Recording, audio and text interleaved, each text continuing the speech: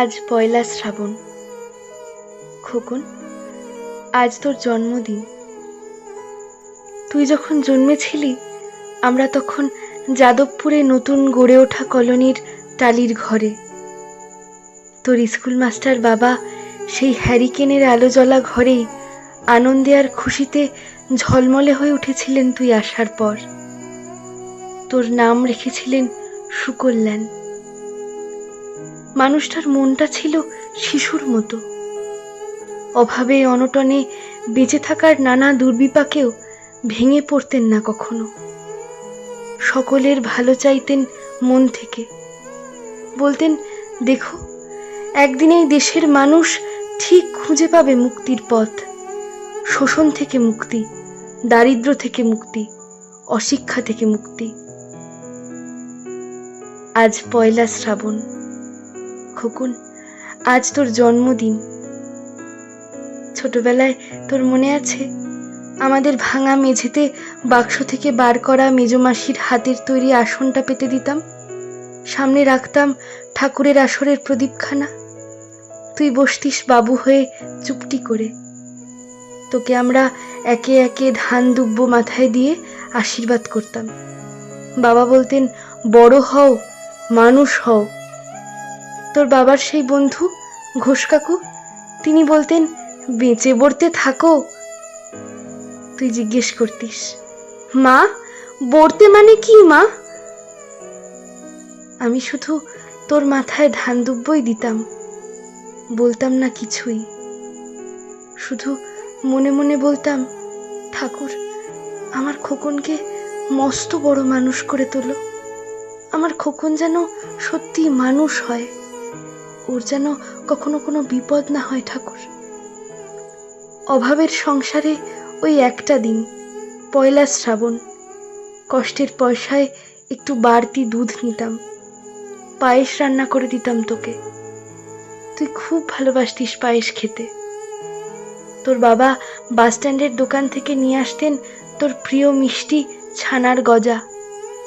সামান্য স্কুল মাস্টারিতে কি বার হতো। ঘরে বসে ছাত্র পড়িয়ে আসতো কিছু। দাউ দাউ অভাবের আগুনে সে রসদও পুড়তে সময় লাগতো না। তোর বাবার জামা সেলাই করতাম আর বারবার বলতাম, আসছে মাসে একটা জামা বানিয়ে নিও।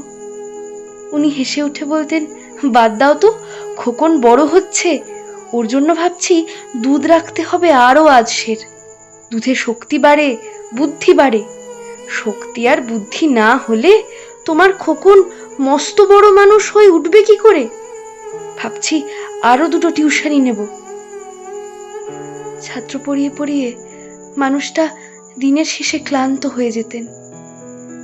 বারান্দার ধার ঘেঁষে যখন রাতের অন্ধকারে জোনাকির ব্যস্ততা, আর ঘরে তোর পড়া মুখস্থ করার একটানা সুর আমাদের কলোনির ভাঙাচোরা বাড়িটাকে জীবন্ত করে রাখতো, তখন বলতেন আমায়, খাওয়া দাওয়া একটু করো, তোমার চেহারাটা বড় ভেঙে পড়ছে দিন দিন। শাড়িটাও তো দেখছি বেশ ছিঁড়েছে। কালই আমি ফেরার পথে একটা শাড়ি নিয়ে আসবো, ধারেই আনবো। আমি বলতাম, ধুর, সামনে খোকনের উঁচু ক্লাস, কত বইপত্তর কিনতে হবে, কত খরচ। উনি দীর্ঘশ্বাস ফেলে চুপ করে যেতেন। জোনাকিরা নিঃশব্দে অদৃশ্য আলোর আলনা আঁকত উঠোনের আগাছার ঝোপে। আবহ সঙ্গীতের মতো তুই ভেতর ঘরে বসে পড়া মুখস্থ করতিস, ইতিহাস, ভূগোল, গ্রামার।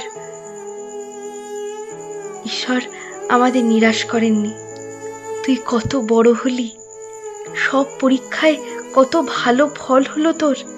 বাবা বললেন, আরো পড়, উচ্চ শিক্ষাই উচ্চ সম্মানের একমাত্র পথ। তুই আরো পড়লি। তারপর তোর চাকরি হলো কত বড় অফিসে।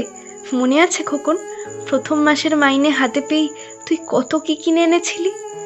তখন তো আমরা উঠে এসেছি শ্যামবাজারে, 2 কামরার বেশ সাজানো গোছানো বড় ফ্ল্যাট। তোর অফিস থেকেই তো দিয়েছিল। সেই বাড়ি, সেই ঘর, সেই ব্যালকনি, কত স্মৃতি, কত ছবি।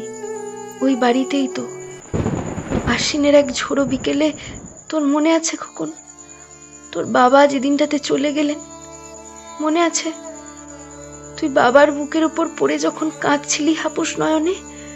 সদ্য স্বামীহারা আমি সেদিন তোর সেই অসহায় মুখ দেখে আরো বেশি করে ভেঙে পড়েছিলাম। তোকে বুকে টেনে নিয়েছিলাম ছোটবেলার মতো, বলেছিলাম, কাঁদিস না খোকন, আমি তো আছি। আজ পয়লা শ্রাবণ, কলকাতা থেকে অনেক দূরে মফস্বলের এই বৃদ্ধাশ্রমে আমি একেবারে একা খোকন। তোকে বড় দেখতে ইচ্ছে করছে রে, তোকে, বৌমাকে আর ছোট্ট বিল্টুকে। তোরা এখন কত দূরে সল্টলেকের মার্বেল বসানো ঝকঝকে বাড়িতে। আজ তোর জন্মদিনে নিশ্চয়ই খুব বড় পার্টি হচ্ছে, তাই না রে খোকন? লোকজন, হইচই, খাওয়া দাওয়া, খুব ভালো, খুব ভালো। খোকন, আজ পয়লা শ্রাবণ। আমার বড় মনে পড়ছে যাদবপুরের ভাঙা ঘরে রাত্রিরে তুই আমার পাশে শুয়ে মাঝে মধ্যে হঠাৎ খুব ভয় পেয়ে জড়িয়ে ধরতিস আমাকে। আমি বলতাম, ভয় কি রে, আমি তো আছি, মা তো আছে খোকনের। যার মা থাকে তাকে কি ভূতে ধরে? তুই নিশ্চিন্ত হয়ে ঘুমিয়ে পড়তিস আমার বুক জুড়ে। তোর আধুনিক সংসারে এই বুড়িটার একটু ঠাঁই হলো না রে? প্রতিমাও তো মা, ওরও তো আছে আমার খোকনেরই মতো কোল আলো করা এক চাঁদের টুকরো। কিন্তু সময়ের কি আশ্চর্য পরিবর্তন খোকন। তুই বোধহয় আর এখন পায়েস খাস না, তাই না রে? তুই জানিস না খোকন, আজ আমি সকালে পায়েস রান্না করেছি। হ্যাঁ, তোরই পাঠানো টাকায়। সারাদিন এই পায়েসের বাটি সামনে নিয়ে বসে আছি রে। এখানে এই বৃদ্ধাশ্রমে আমার একলা ঘরে আর কেউ নেই। তুই একবার আসবি খোকন, একবার, শুধু একবার।